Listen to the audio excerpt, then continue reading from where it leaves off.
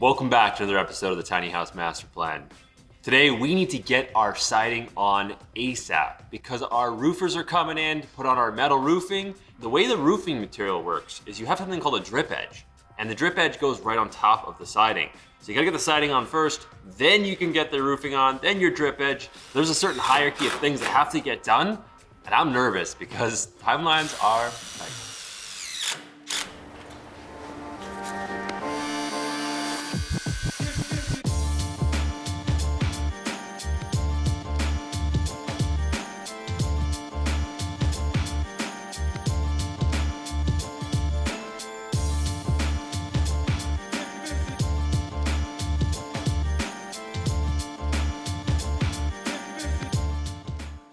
Okay, so we do have a good deal of the siding done, but it's not finished. But I got my Nate students around, so we're gonna try to rush and finish off the rest of it, see if we can get it all done.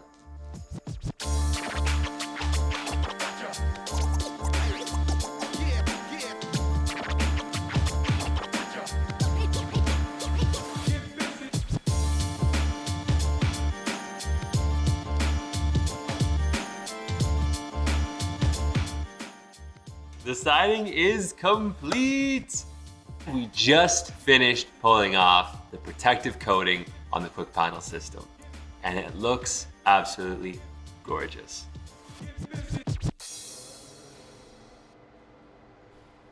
Okay, so we got the siding done on the wall.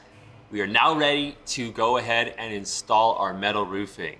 Now, our metal roofing, we have Sheldon from On Top Metals coming in and his team to help us install this because he helped me install the metal roof on my tiny house. So he was the obvious person to call up and to help install this metal roof. We got to also hurry though because our solar panels are arriving and we got Joe from Rooftech coming in to help us install those. And of course, we got to have the metal roof down first to put those solar panels mounted on top.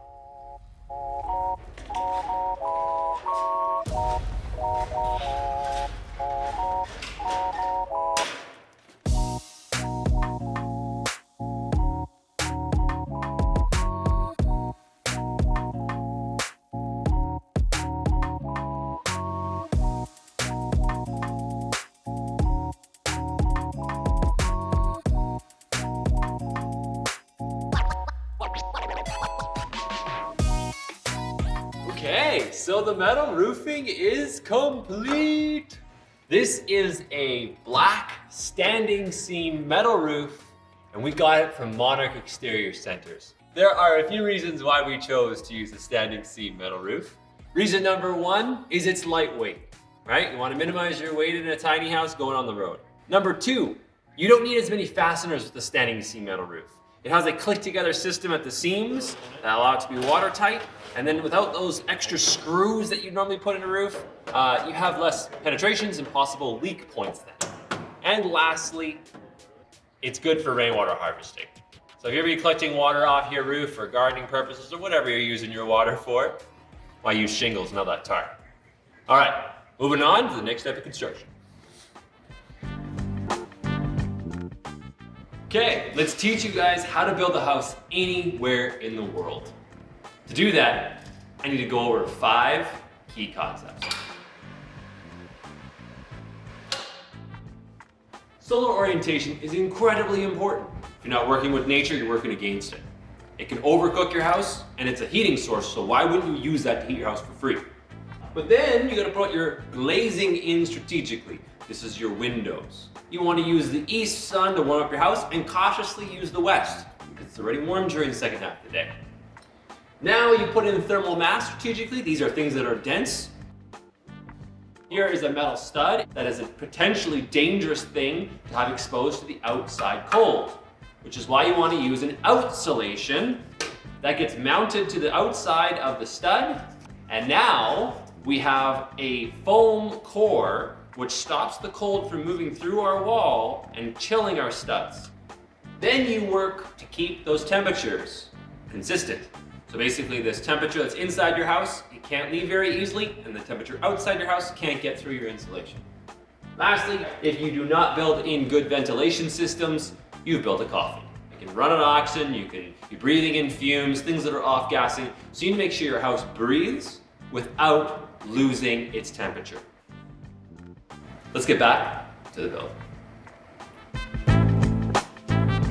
We're going to be joined by our BTech students to be helping out with some steps of construction. We also have Joe from Rooftech coming in. He's going to be helping us install the solar panels and the bases for holding those panels to the roof. Your structure is entirely unique. You know, we would normally say, hey, you got a standing seam roof. Maybe we don't want to put holes in it. But you are going to be cruising down the highway at 100 kilometers an hour. So that security might be just what the doctor ordered. I've put a little diagram together. In this instance, I've indicated your roof surface with the green lines. The red lines, those are our solar modules. We could see in relation to the roof and the modules themselves where we're going to be placing both the bases and the brackets that are going to attach your modules. So essentially, we're going to replicate this onto the roof surface.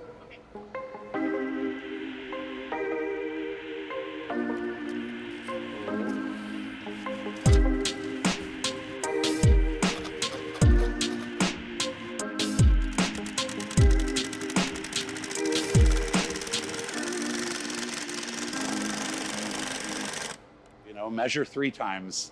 Drill a hole in your roof once. We're going to place our bases. We're going to fasten those in with the Rooftech screws. We're going to put the clamps on those bases, and then we're laying modules. All in all, with a project this size, we should be done in less than an hour or 2. All right, well, this is the test. We're gonna Perfect time for lunch.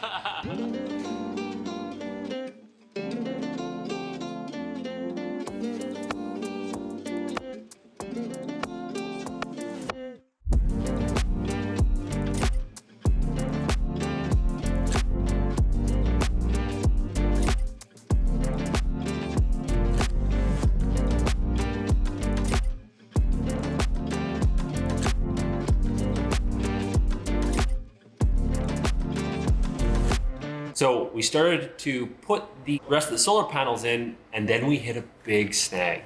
Our measurements didn't line up. We essentially mounted all of these bases, but we thought we had run out of room in front of the solar panels. So we went to go remeasure. We had just enough room for this to slide on and be supported and still hold the solar panel with the existing place we put the bases. This is a great testament to this product, is it's DIY friendly. You can slide this back and forth and have adjustment for your spacing, because it's very hard across a large span of roof to be dead accurate at where everything needs to go to be mounted. Now, Joe and I were really tired.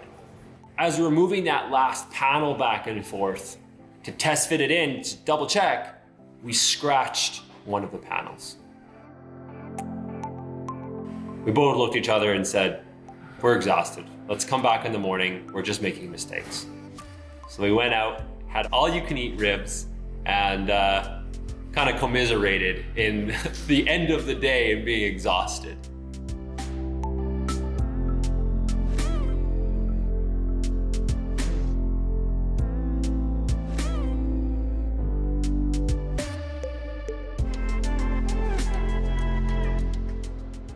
All right, Joe has left and the solar panels look amazing. Now, I just jumped on the roof to double check where the fireplace ventilation goes through the roof. I think we need to give Joe a call. Hey there, Joe. This is Kenton. How are you doing today? Well, I'm good, but I've got some bad news and I'm honestly looking for some advice.